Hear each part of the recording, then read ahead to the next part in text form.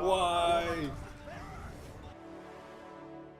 Hey, how's it going everyone? Vok Rabbits here, and today I'm going to be talking about 6-man Overwatch competitive teams and how you can go about creating your own, the first few steps you're going to have to take, and how to get your team started off on the right foot. Now obviously the first thing that you're going to want to do is find 5 other players to be on your 6-man team. Now these can be your real life buddies, just people you found in game, or people that you found online on forums or websites or like Ask Jeeves or AIM or Google Plus or whatever people use.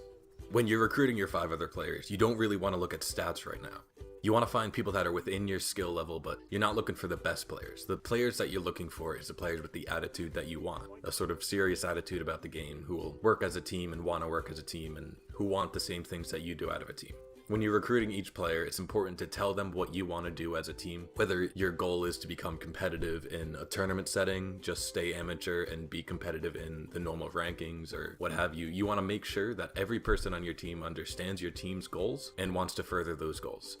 Once you've got your roster sorted out and you're pretty comfortable with it, you want to designate a team manager and a team shot caller. The team manager is going to dictate the out-of-game logistics. He's going to set up comms for you. He's going to be the guy who's scheduling practices, making sure people show up on time, even managing the roster if it gets to that, adding new players, removing players if needed. That's going to be up to the team manager.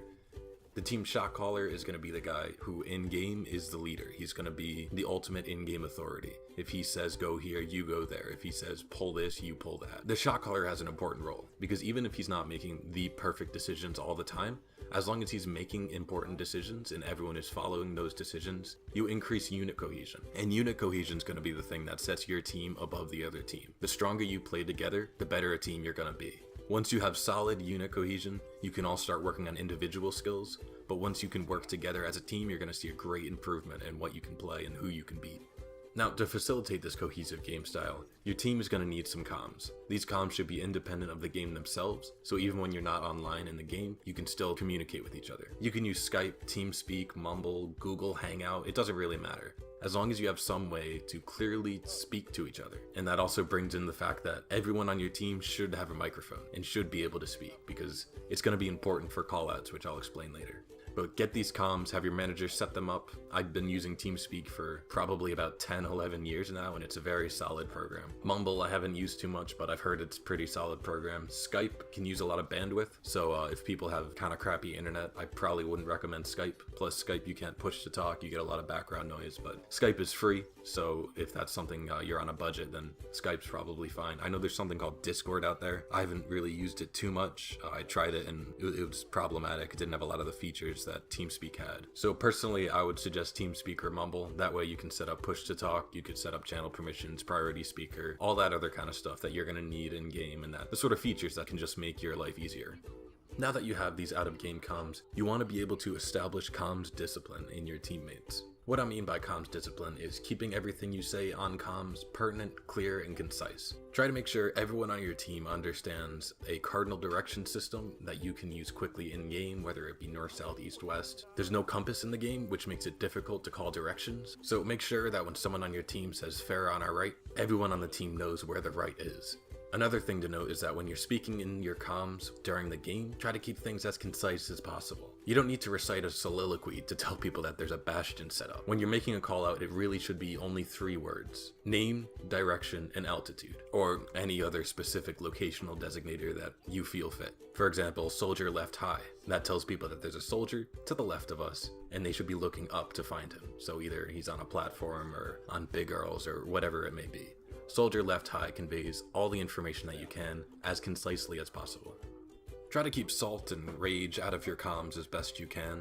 I used to be really bad at this. Every time I would die, I would get frustrated and try to vent that frustration in the comms, which really at the end of the day isn't helpful, and it brings down team morale and it clutters up comms. So if you're someone who gets angry every time you die, make sure you have push to talk on and just don't press your push to talk button. It's hard and it's going to take some getting used to, but if you're raging, just don't queue up, don't press your button. You can talk to yourself, you could talk to you in your microphone, but as long as nobody else hears it, you're not being detrimental. A solid death call out is your name if you're not familiar with your teammates and your teammates aren't familiar with your voice, your hero if you feel need, who killed you and where. For example, I've been playing with my team for years, they know my voice, so if a Reaper killed me, I would say something like, I'm down, Reaper behind. That lets people know that they're down one player and there's a Reaper behind. They should turn around and try to engage that Reaper as best they can. All the in-game stuff like hero selection, team composition, game strategy, I can't really tell you how to do that. That's all going to be dependent on your team and how your team plays. So what you're going to need to do is find out what style of gameplay your team likes. If your team is aggressive, find aggressive comps and use them. If your team is more defensive, try to develop more defensive strategies, defensive comps, and play that way. Play to the strengths of your team while also trying to improve on the weaknesses of your team. Each team is going to be different. Each team is going to be composed of different players with different skills and different strategies. So I can't sit here and tell you, if you play these heroes on this map, you're going to win. The only thing I can tell you is that no matter what you play, no matter what strategy you do, make sure all 6 people on the team know the plan and are working to execute the same plan.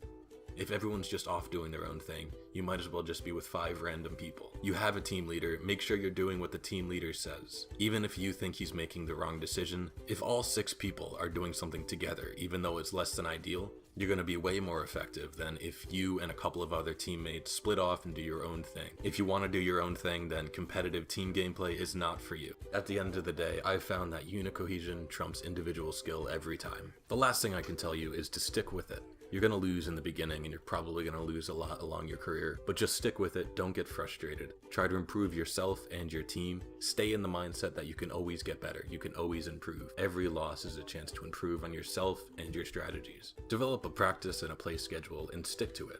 When you show up to play with your team, make sure you put your all into it, even if it's just practicing, even if you're just theory crafting, even if you're just jumping around on an empty map trying to figure everything out. Because what you put into the team is what you're going to get out of the team. And trust me, if you put a lot of effort into your team, then you're going to get a lot of enjoyment out of it. Competitive teams in Overwatch and really any video game that I've played have been the most fun that I've had playing the game. Playing cohesively with 6 other people as a team, working together, it's just the most fun that you can have in a game, and it's like playing a whole different game. So if you're interested and you don't really know where to start, hopefully this guide sort of gave you some guidelines and helped you along the path to create your first team, because it is a rewarding experience and I would definitely suggest doing it. That's all for me. I've been Vok Rabbits. If you're interested in competitive gameplay, that's what this channel is going to be dedicated towards, so toss a sub if you want, hit like on this if it helped you out at all, and until next time, peace.